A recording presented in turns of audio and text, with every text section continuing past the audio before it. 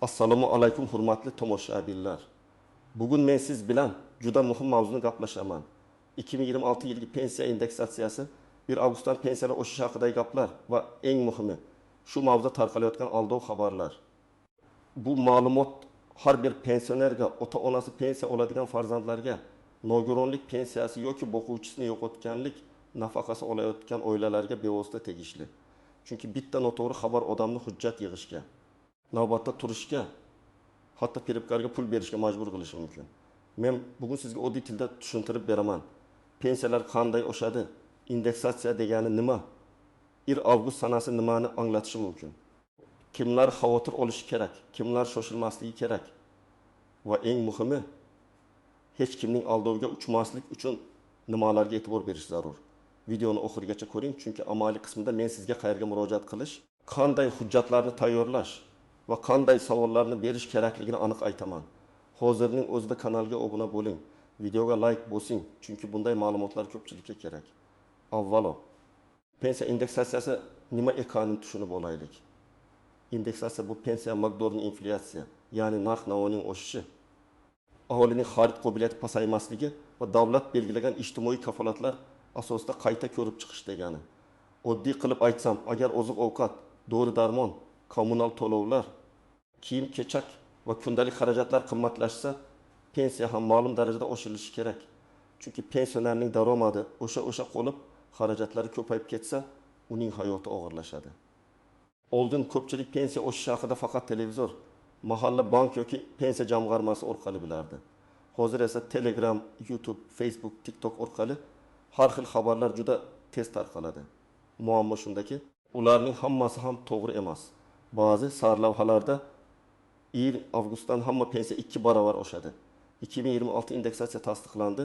Hujjat topshirganlarga qo'shimcha pul beriladi. Kim ariza bermasa pul olmaydi degan gaplar chiqadi. Men ekspert sifatida shuni aytaman. Bunday xabarlarni ko'rgan zahoti ishonib ketish mumkin emas. Eng avvalo rasmiy manba bormi? Qaror yoki farmon raqami bormi? Qaysi toifa haqida gap ketmoqda? O'shish foizmi yoki bazaviy miqdormi? Sanasi aniqmi? Shularni tekshirish kerak. Pensiya o'sishi odatda bir necha yo'l bilan bo'ladi. Birinchisi umumiy indeksatsiya. Barcha yoki ko'pchilik pensionerlarning pensiyasi belgilangan foizga oshiriladi.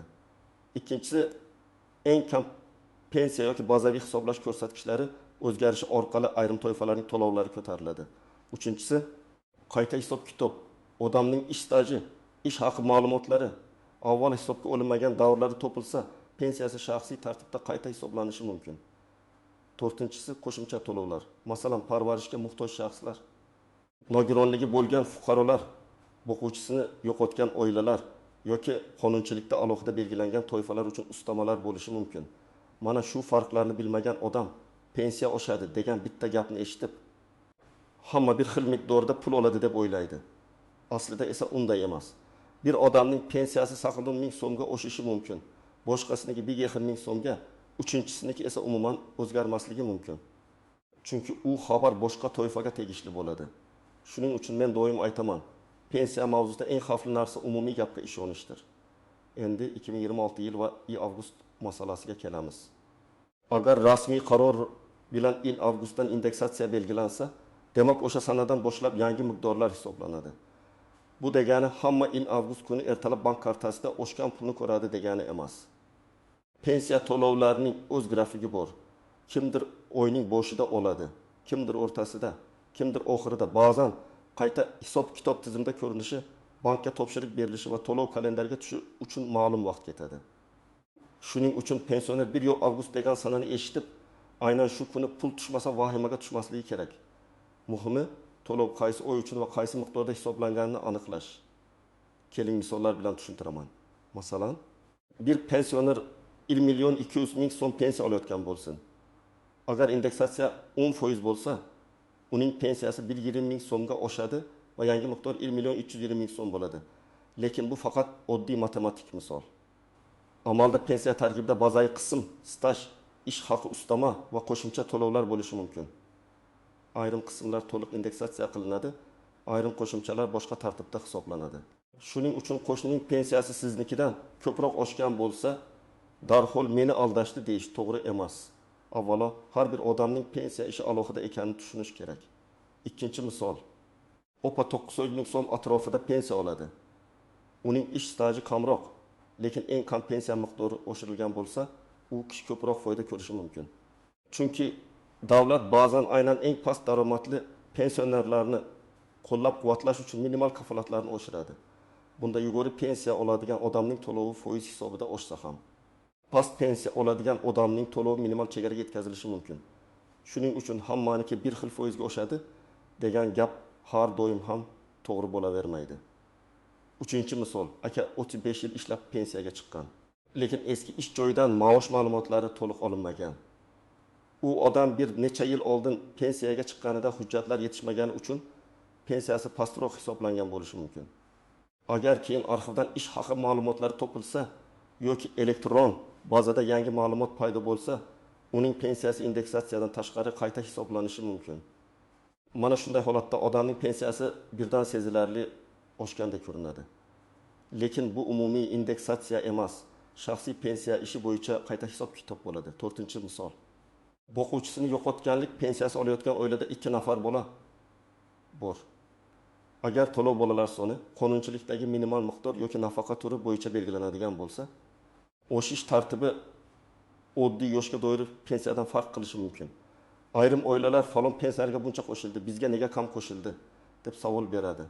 Sababi shundaki, yoshga doir pensiya, nogironlik pensiyasi va boquvchisini yo'qotganlik pensiyasi bir xil formula bilan har doim hisoblanmaydi.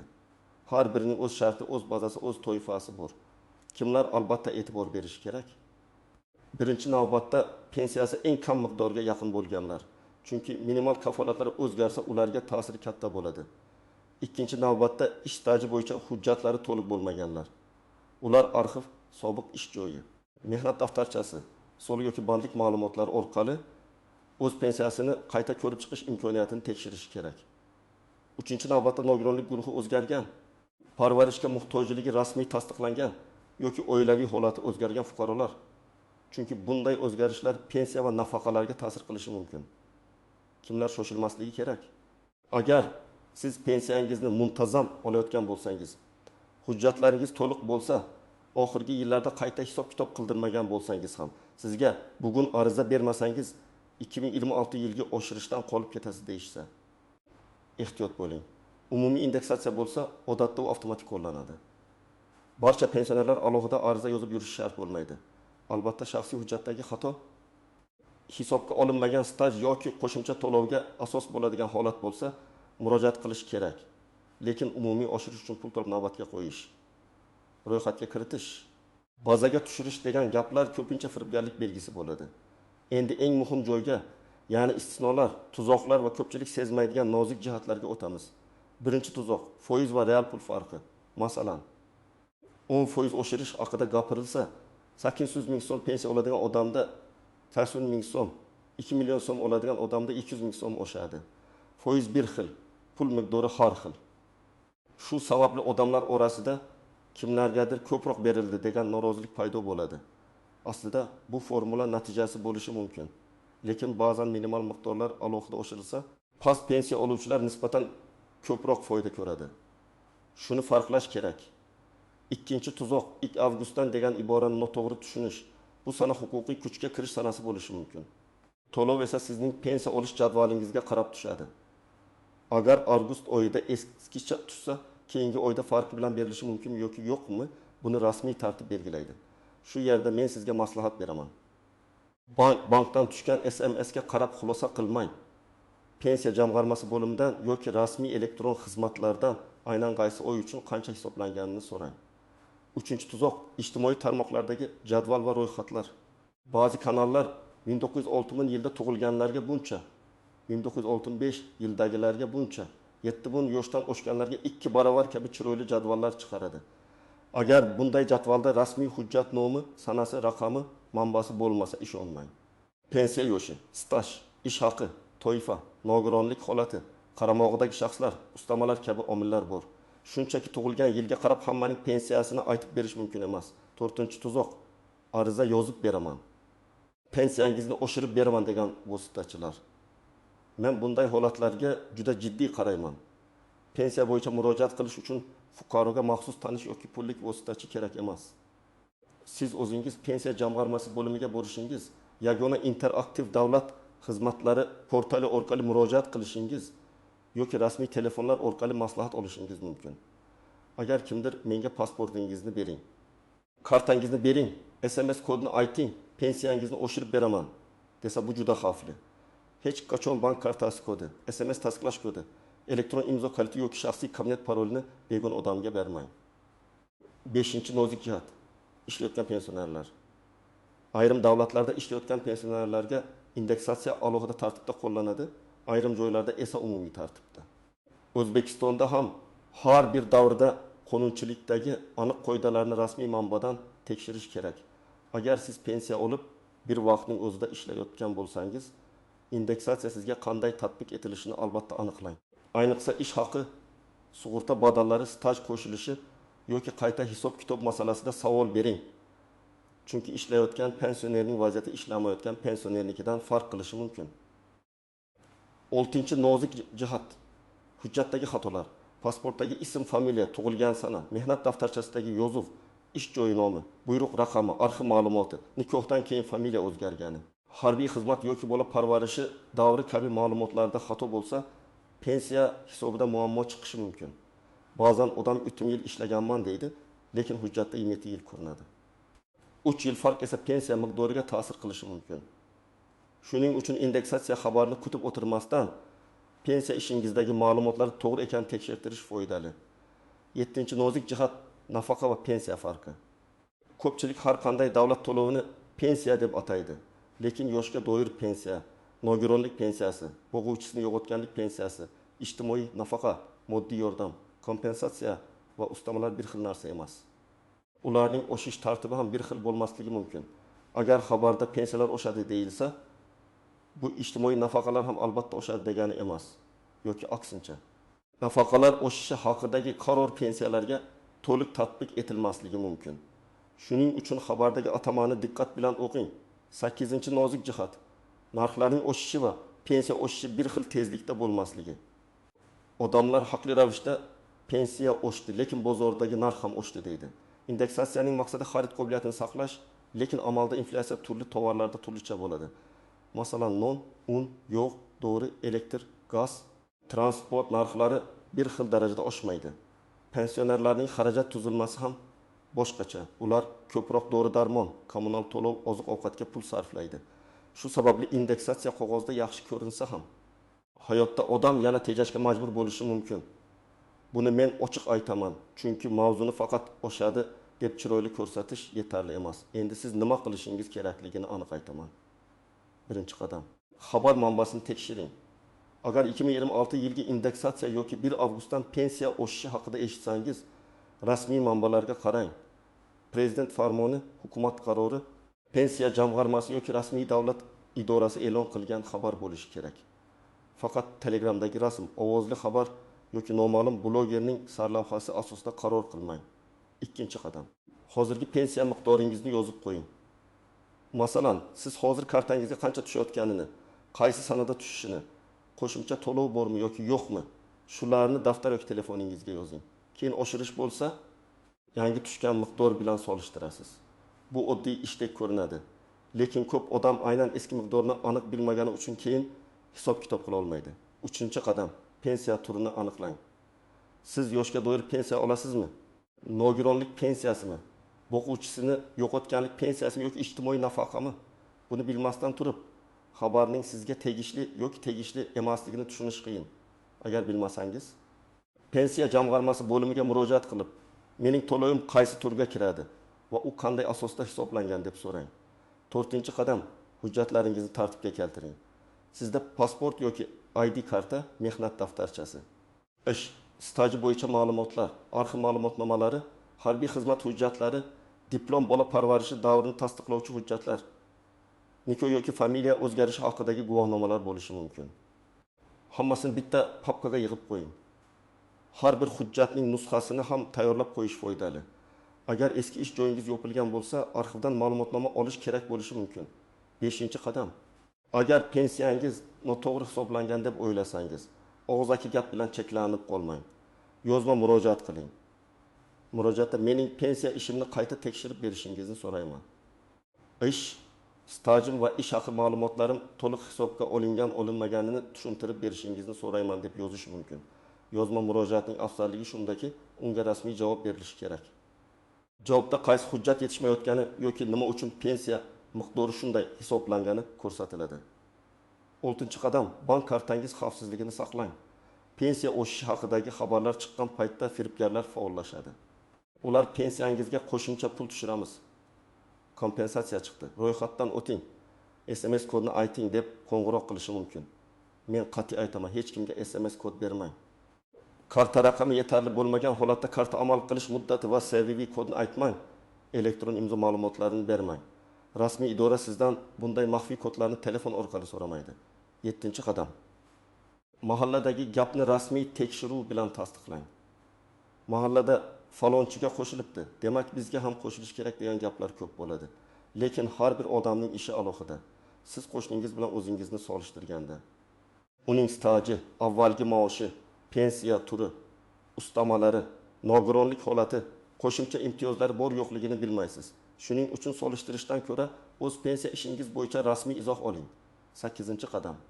Agar javobdan qoniqmasangiz, yuqori turuvchi tashkilotga murojaat qiling. Avval tuman yoki shahar pensiya jamg'armasi bo'limi, keyin viloyat darajasi.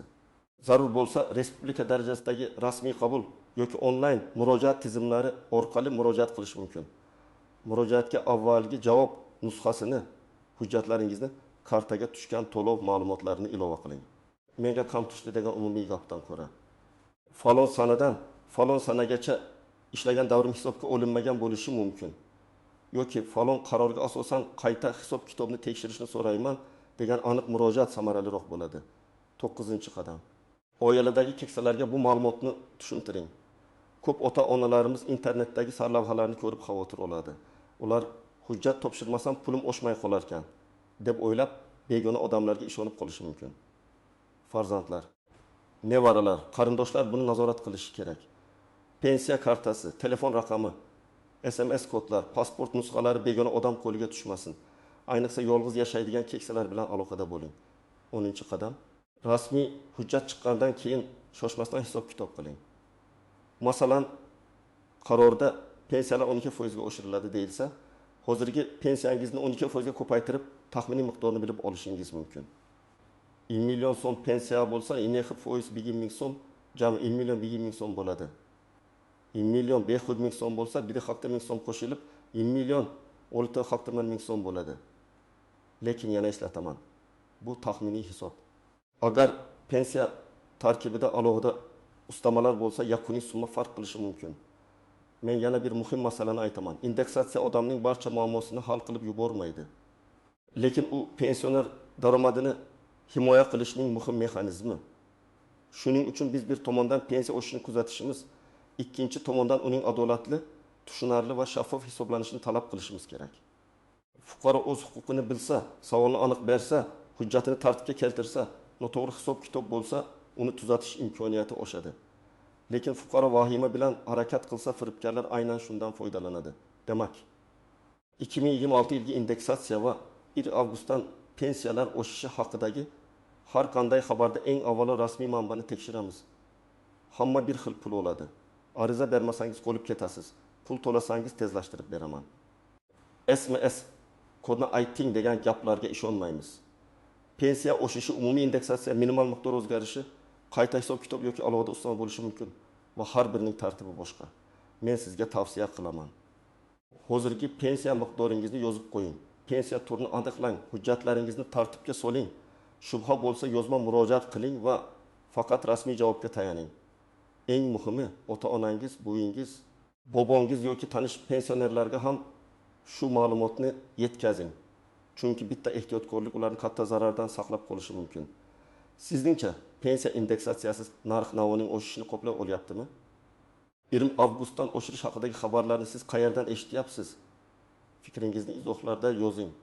Videoga like bosing, kanalga obuna bo'ling va keyingi videolarda men pensiya, nafaqa, imtiyoz va hujjat masalalarini yana ham aniq misollar bilan tushuntirib boraman.